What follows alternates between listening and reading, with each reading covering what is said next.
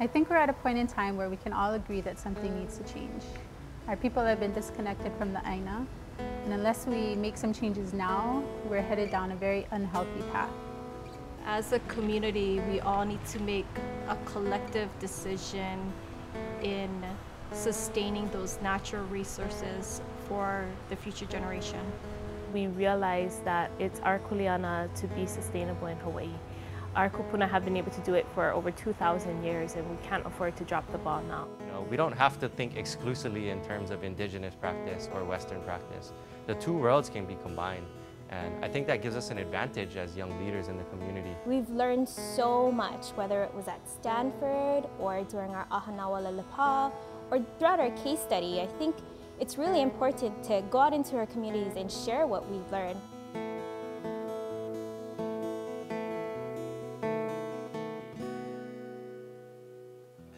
First Nations Futures is a world-class fellowship program focused on building community capacity through leadership development.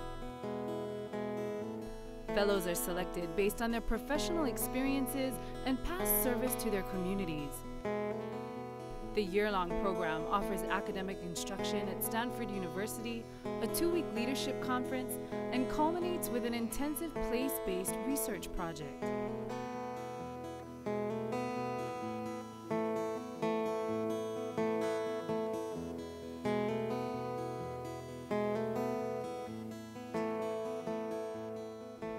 It's exciting to me that Kamehameha Schools is very interested in getting more farmers onto their agricultural land, especially beneficiary farmers. It's a move in the right direction because we know Keli Pauahi really cared about her people for the health and the well-being, and it's kind of a kuleana that Kamehameha Schools has is to carry on that care. When we first started on this topic of growing farmers, it was completely overwhelming. The more and more research we did, it was completely shocking to find out that 85% of our food was imported. You go to the market and there's a lot of food, really cheap, readily available, and you think, wow, why do I need farmers? It's all good. But if you look at all that food is imported, and that just doesn't make a whole lot of sense for us who live on an island. It's scary to think of how much food we eat actually doesn't come from here. And what happens when those ships that bring this food in stop coming? We started to look at it, and just on the surface, you started to realize that this is a systemic problem. It's not as simple as teaching somebody how to farm and putting them on a piece of land. There are issues that go far beyond that. You need the infrastructure, you need the distribution, you need the marketing, and you need somebody to buy your product. So that whole process from farm to consumer, that all affects whether or not a farmer is going to farm. So for our case study, we traveled throughout the state, meeting with people who have experience and expertise in farming. It really helped us to get a better understanding of the entire cycle of the business aspect of farming and to see what practices are like on the ground. We talk to people to see firsthand and learn about what the challenges are and the opportunities are for growing this next generation of farmers. That's really cool. I didn't expect that. I'm glad I asked. One of the things they all had in common was a sense of urgency. We know there's going to be a time, we can see it, where we won't have enough food for us to sustain ourselves. We know that if the ships don't come in, Honolulu, you have 7 or 11 days to survive. Within the last 10 years, we've realized that world oil supply is going to be the most important thing, the biggest thing that we got to be concerned about. And already, we're seeing the effects of higher oil prices. Everything that comes over it is predicated on cheap oil. And the systems we've designed and so forth, we've tricked ourselves into thinking that we live on a continent when we don't. And for Hawaii, 2,000 miles of ocean is going to be something that we have to stare at in terms of how are we going to survive in this world where oil is becoming more and more expensive. Hawaii's not growing any new farmland, and we have to find ways to produce our crops and our livestock that is sustainable with as little input from outside that we can. But I think deep down we need to understand that it's going to take a long time to really change this. And I think we need to make appropriate investments, not just monetary investments, but investments in time and energy to create a better system. If you look back at the last 150 years of agriculture in Hawaii, it was dominated by plantations. The plantation mentality was to work hard so that your kids could go to school and get good jobs to become doctors and lawyers. Even today, agriculture still has the stigma that it's low-paying immigrant work. In New Zealand, that's completely different. Farmers make a bunch of money. Farmers are the guys, you know, driving SUVs and living a good life. I think the biggest investment we have to make is in this new generation of young people. We have to get them excited about wanting to be farmers. We have to show them it's a viable opportunity. We have to not sell them on the fact that that's all they're going to do for the rest of their life, but they're going to go to college and they're going to have choice. We tell them that agriculture is romantic. We tell them that agriculture is something that is specialized in a sense where you have to know chemistry, you know, you have to know business, you have to love the land.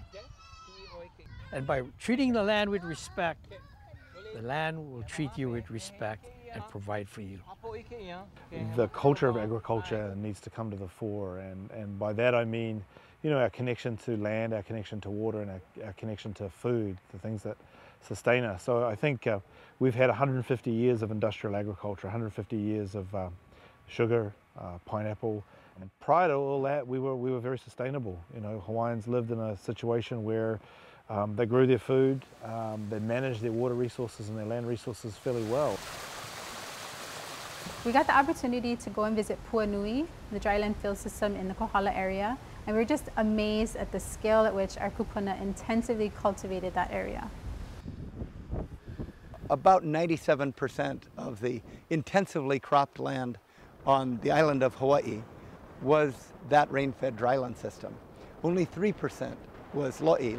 Those lo'i were really important. They're really productive, fantastic systems, but they were a tiny minority of the productive agricultural systems of this island.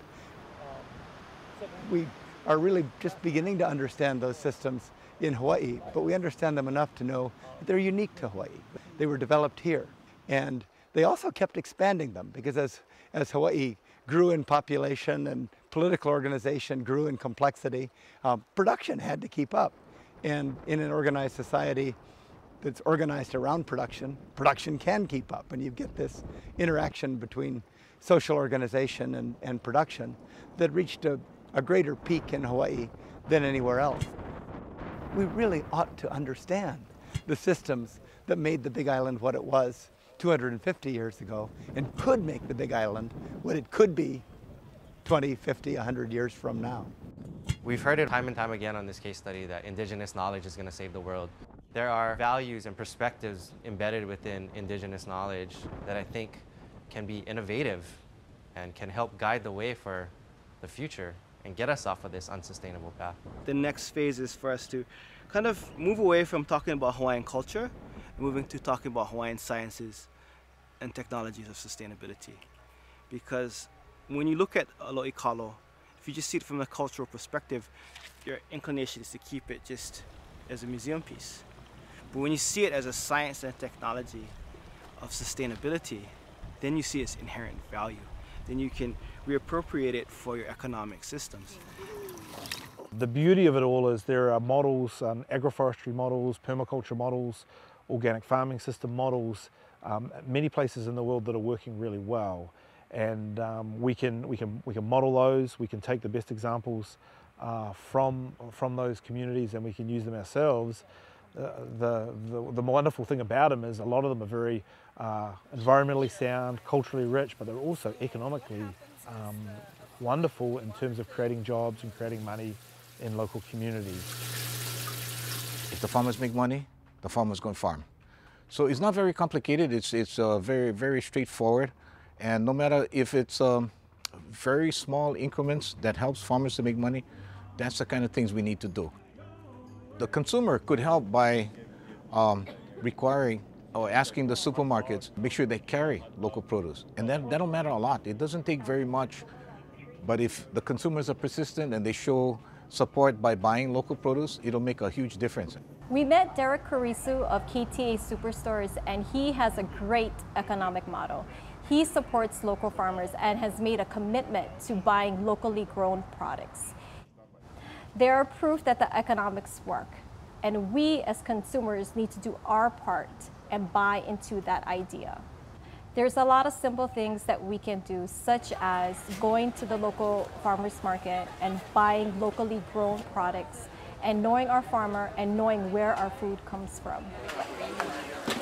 The relationships we have in agriculture with the people that we sell our food, we prefer to call them co-producers rather than customers. Those are people that we share the love of food, we share the respect for the land, and we share the goal of making Hawaii a lot more sustainable in the future. Well, the main thing is that when you're buying from local farmers, you're supporting your neighbors.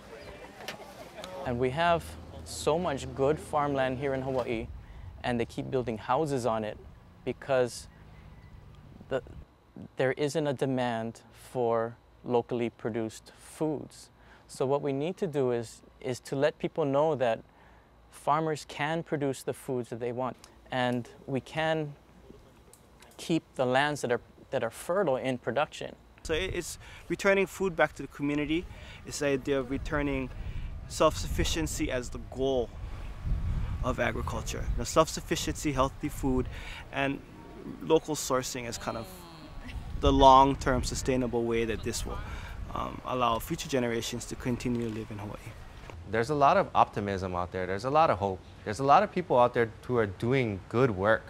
And I think all we need to do is just stand up and support them. If we can just do the simple things, a little bit here, a little bit there, I think that will help to push us all in the right direction and create the momentum for a more sustainable future.